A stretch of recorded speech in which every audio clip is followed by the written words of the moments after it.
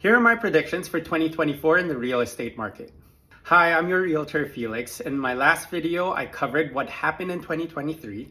So here's part 2 of what's going to happen in 2024. Make sure to like and follow for more. Okay, so in 2023, interest rates went up drastically. And the reason for this is because our inflation rates were going up so much. It went from like 7-8%. And the government's way to fight back on that is by raising the interest rates that people are borrowing money from. So they kept the interest rates high so people would be borrowing less, and they aimed to do this until the inflation rate got to about 2 to 3%. So luckily, we're almost there. Through the second half of 2023, we saw the inflation rate go down. It was about 4% in August, 3.8% in September, and in November, we had it at 3.12%. So we're basically right at their target.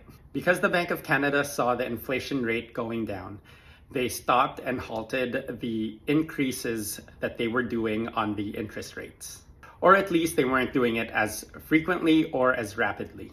Once we see the inflation rate stay between 2 to 3% consistently for the Bank of Canada, most likely they will drop down their interest borrowing rate, which means banks will also be able to offer us lower rates to borrow money from. And we've been seeing this a little bit already. As an example, if you were to get a 5-year fixed term mortgage from RBC in October, they would have offered you 6.14%.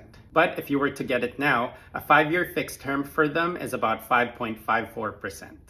So you can see that in the last 3 to 4 months, they've dropped their lending rates. And this is the same for any banks or lenders out there. So what does this mean for 2024? Well, naturally, this means that if you are allowing people to borrow more money, this might mean being able to actually buy a place. It might mean being able to upgrade to a better place, or it might mean being able to buy in the city of your choice. So here's my advice for you if you're planning to buy or sell in 2024.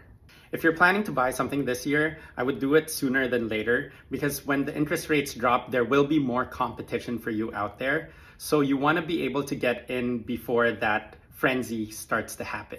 When the market heats up again, you're going to see that throughout the year, your property value is going to rise up fairly quickly. If you're selling something, there's 2 scenarios.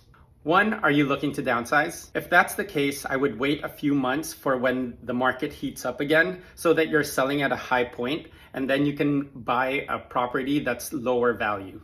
And then you can hopefully get the most out of your property.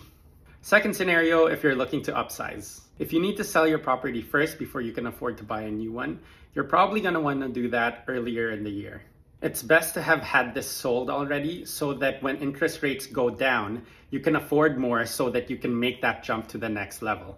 Obviously, it's hard to perfectly time the market, but these are just predictions of what I think will happen in the next few months. Hopefully, though, this gives you a little bit more insight so that you can make the right move and plan accordingly for 2024. That's all for me today, and I'll see you next time.